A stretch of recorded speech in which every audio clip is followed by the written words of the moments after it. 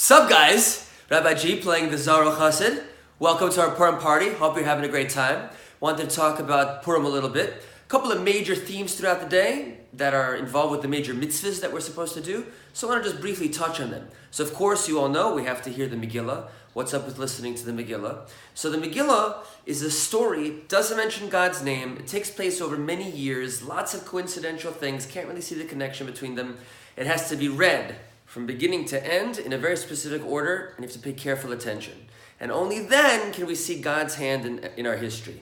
And this is a lesson for us throughout all the ages that we have to pay careful attention. Little bits and pieces on their own are not enough. We have to connect the dots, we have to pay attention, we have to look through things over the long term, and then we'll start to see the patterns in the picture. Second major mitzvah of the day is to mishlach manos, where we give gifts to other people of different food items. Now, a very common mistake that we make is we just give lots and lots of stuff to lots and lots of people, and that's all. I mean, it's wonderful on its own.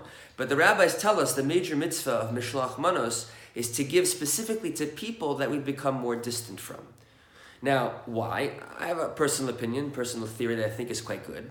It's really hard for a lot of us, I know it is for me, to reach out to people that we've become distant from. You know, you haven't spoken to somebody for months or even years, and how do you pick up the phone? How do you walk over? It's so uncomfortable.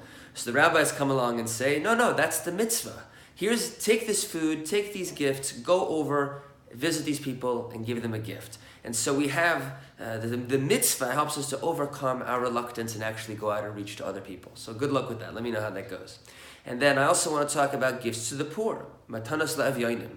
Now, why do we give gifts to the poor? Specifically, it can really give anything, but the rabbis tell us best is to give them food, enough for a few meals.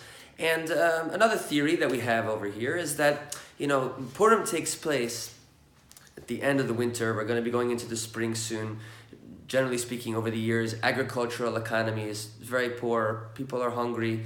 Here we are, we're celebrating, right? We're saved, we're partying, we're drinking, we're having a great time. But don't forget about the poor people. They're people that are unfortunate, have had lots of trouble, they're not doing so well. Don't forget about them. People had a custom over the ages on their weddings, for example, to make sure that they gave food to poor people during their wedding. This is the same idea. We focus on the people who are needy in our community, especially on the days that we're celebrating and happy.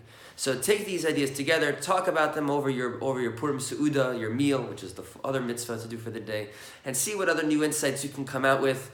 Have a great time, be safe, don't do anything too stupid, and I'll see you guys soon.